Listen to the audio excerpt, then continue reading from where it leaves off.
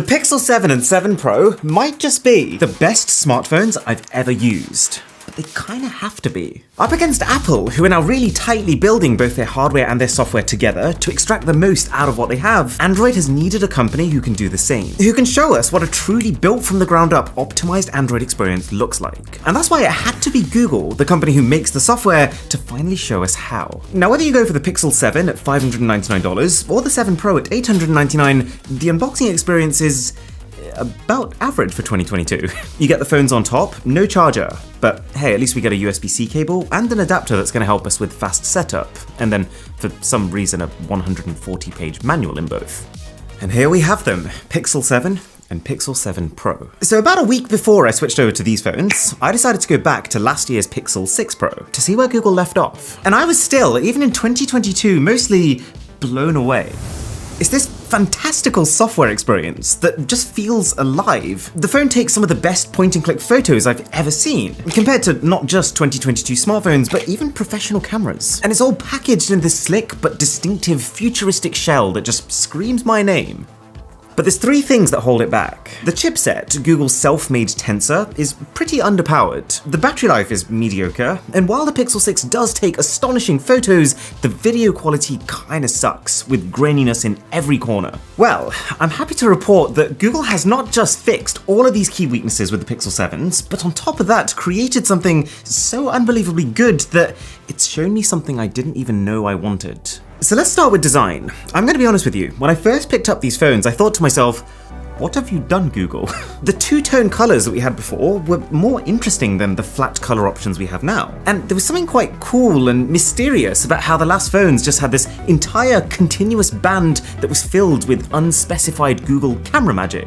Compared to now where it's a bit more standard, like, okay, this bit here is a camera lens, this bit is, well, empty space. But since then, the Pixel 7s have grown on me quite a lot. I've started to appreciate the slightly more rounded corners, the clickier power button, how the sides now seamlessly connect to the camera visor on the back, as opposed to it feeling like a separate piece, and how the back itself is now made of a more scratch-resistant glass to last time. More than anything, I'm actually just really glad that they've kept this visor at all. It's a good design choice. It gives your fingers a natural place to rest, which isn't on the cameras. Even in landscape mode, when I'm playing games on this phone, I actually find that I'm using it as an additional way to grip the phone. And actually, the benefit of it being a matte finish this time makes that action feel a bit less icky. Not to mention that because the visor is even across the entire back, it makes the phone sit flat when resting on a table. The only thing that I can't get used to is the fact that the base Pixel 7, which has a flat display compared to the curved one on the 7 Pro, does feel a little sharp where that screen intersects with the body, which is not ideal given how much you're going to be swiping across it for gesture controls. The screens themselves are good though. You get a Full HD panel on the Pixel 7 and a larger Quad HD panel on the Pro. And I'm not actually bothered by the resolution, 1080p is plenty. The only thing that I don't love about the base model is the noticeably thicker chin at the bottom. It's not terrible, but having seen phones for less than $500 that have managed to get even borders all around would have been a nice touch. But once you get inside the phones, that's where things start to get juicy. Remember, the Pixel 7 and 7 Pro are the first phones to be powered by Google's second generation Tensor chip. That's a big deal, and yet nowhere has anyone mentioned how powerful it is. Not to worry, we'll do it. If we pull up a quick Geekbench on the Pixel 7s, you can see that Tensor Gen 2 is actually very much neck and neck with Samsung's S22 Ultra in CPU performance, which is impressive for two reasons. One, that speed was a serious limiting factor last time and they seem to have fixed it, and two, that you're getting this top level performance not just on the $899 Pixel 7 Pro, but also the $599 Pixel 7. And then to test the graphics capability, I ran the Antutu benchmark, which shows us that the GPU within the Pixels is about 5% behind Samsung, and that if we run the test repeatedly, this is the result from my third consecutive run of this Antutu benchmark, all phones get about as hot as each other, and they all lose about the same amount of performance under sustained loads. Or in other words, if you're a serious mobile gamer, then you'll still get better performance on a proper gaming phone. But at the same time, it is a massive relief that we finally got enough power that it doesn't feel compromised. You can still pull up even the most heavyweight games Android has to offer, like Apex Legends, Genshin Impact, and pretty much max out the settings. But this Tensor G2 chip is not just about gaming. In fact, I don't even think Google mentioned gaming in their entire presentation. The key things that they focused on are how it benefits the day-to-day software experience and how it benefits the camera. And these are, no joke, the two best things about the Pixel 7s. For one, the improved AI core added to it can make your phone better able to understand your voice. I've tested this, by the way, and compared to the iPhone, accuracy is definitely a grade above, even nailing the punctuation. I've tried talking quietly, I've tried talking really loud. Same result. And so that's already quite a big deal. If your phone can understand your voice better, then that means you're gonna have better comms with your voice assistant, you're gonna be able to send messages faster, you're gonna be able to translate things more accurately. But there's actually so many more times while using this software where I've just felt to myself, wow, Google has put some real care into this. For example, how you can change wallpapers in one tap from the home screen. How the status bar matches the exact curvature of the phone's physical borders, making it feel like software that was designed around the hardware. How the always-on display clock gently transitions into the lock screen clock. How they sped up the fingerprint scanner and created this subtle blend of soft vibrations and sounds to make it feel like you're pressing a real button. How simple the whole thing is. How they give you everything you need to transfer your stuff quickly from your old phone. How it comes with just the bare minimum apps installed with no bloatware, and how it shows you demo videos of any feature that might be a little bit confusing. Stuff like this makes it so much easier to recommend to the less techie people that I know. How accessible the phone is. How it caters for the hard of hearing with live captions of literally anything that you can see on your phone. And how it caters for the blind with guided access that makes sure that they can still take well-framed selfies. How the phone can predict what apps you're going to use next and display them on your icon dock, which, by the way, so far has been spot on for me.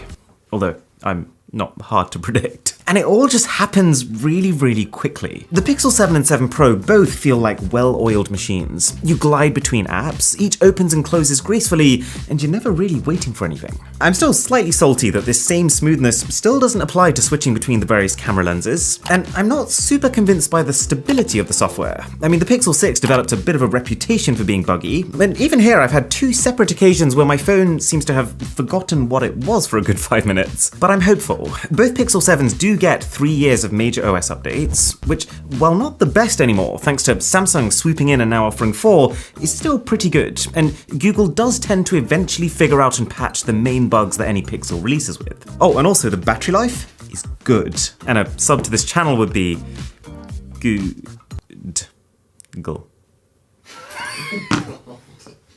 That was horrendous. I apologize. I don't think I can work here anymore. No. Considering that the last phones had mediocre battery, and that the battery capacities have not really gone up here, I was surprised with how much life I was getting out of them. Genuinely, the smaller Pixel 7 has got the battery life of most larger Pro phones, and then the 7 Pro is right there with the iPhone 14 Pro Max, as not quite the very best, but in the highest tier. And I'd be willing to bet that the new Tensor chip has something to do with that. Just like it does with the cameras. Okay. Let's talk about these cameras. So the base Pixel 7 has two cameras, a 50 megapixel main one and a 12 megapixel ultra-wide. And I think you could make a pretty strong argument that there is no better camera system available for less than $600. And step one of that is the photo processing. When you take a photo on the Pixel 7 and open it up, you'll always notice that it spends a second or two processing that image. Every phone does this to some extent, but there is no phone that improves the result as much as this can. Like, it's not just that it adds a bit of sharpness, this thing applies noise reduction, it stitches together photos from both your main cam and your ultra-wide to improve sharpness. It uses AI to realistically reproduce your natural skin color on any one of the cameras and not just limited to the default camera app. It even optimizes the shape of your face, removing lens distortion, and combs through after you've taken to unblur features if you shook the camera too much. You can also use this unblur feature on any photo, even not taken on this phone. And it's kinda nutty, not gonna lie. Like, I purposefully took a blurry selfie on my Samsung Galaxy S22 Ultra, and yet this Pixel is better able to unblur it than the phone that took it. It's got to the stage now where the processing is so good that I've just come to trust the Pixel 7. I trust that even though things may not necessarily look the best in the camera preview, that when I click that shutter button, the phone will figure it out. And it's almost an exciting process, waiting to see what it's going to do with your shot. And the fact that this phone has no zoom camera, and yet can still take photos this sharp at 8 times magnification thanks to the same AI, is frankly absurd. Not to mention that in low light, while this isn't a giant leap over last year's Pixel, the fact that it captures those night shots in less time, leading to less blurry photos, combined with better dynamic range than the iPhone 14 Pro that controls the bright spots, keeps it very much on par with the best phones out there. The only caveats are a slightly exaggerated color palette, which I don't hate to be honest, and a slightly weaker ultra-wide camera, which becomes apparent when you look at the sky in this shot. But here's the even more important news. Google has significantly improved the video. It's not as good as the photos, but they have taken it from one of the weakest Android flagships for video to one of the strongest. It's still not quite at the iPhone's level of clarity, especially on that selfie camera. Like, I have this regular Discord call that I do with some YouTube friends, and my picture has become a little fainter and a little fuzzier since I switched from the 14 Pro. But this is still not to be laughed at. It picks up voices really clearly, thanks to something Google calls speech enhancement, which gets rid of background noise. The autofocus is now surprisingly precise, like it can pick out really fine objects and still nail the focus. And then if you want to focus on something moving, you have literally the best tracked focus available on a smartphone. The new cinematic mode also benefits from this impeccable focus tracking, but the fact that it's capped at 1080p versus the iPhone, which can now do 4K, makes me not really want to use it. And then you've got the Pixel 7 Pro, which has the same core, but on top of that, it has a 5x zoom camera, which paired with all the fancy optimizations the Pixel 7s are doing to zoom shots anyways, means that actually you can take a zoom photo all the way up to about 12 times and not even be able to tell that it's not optical zoom. Way better than the iPhone 14 Pro zoom, but still not at the level of Samsung's. And it also has a wider ultra-wide camera than the base 7, which includes autofocus, meaning that you can now get close to things and take macro shots, which are not quite as close as the iPhone, but definitely as good as the iPhone's macros, thanks to Google's processing, again, just coming in clutch. I could probably go on about this for another 10 minutes, but the crux of this video is that the Pixels this year are brilliant. They are fast, they are sturdy, they are helpful, and they capture your memories reliably. And I know that not everyone's going to echo this sentiment, but I also think they're both priced really well for what they are. For the standard 7, I think they've picked all the right things to trim down, leaving you with less luxuries, but more importantly, functionally the same phone where nothing feels missing. And then for the Pro, they've made sure they give you enough luxuries. A more fluid body, better screen, bigger battery, more advanced camera, more RAM, so that if you are willing to spend $300 more, you're still definitely getting your money's worth. Now, if you are about to splash out on a Pixel 7 and you want the absolute best of the best to protect it with, this is the case to do it. This is the D-brand grip, and it's great for drop protection, but that's not really what makes it special. It's more the little touches, the ultra grippy micro-dotted texture, the arches that protect the front of the phone, the clickiest buttons I've ever experienced on a case. And it's all dressed up in this brand new digital camo skin, which comes in glitch camo, navy camo, and my favorite, Arctic camo. And it's not just for this phone. You can get it for anything from MacBooks to iPhones, Pixels, Samsung phones, gaming consoles, even a Rubik's Cube. Link below to check it out.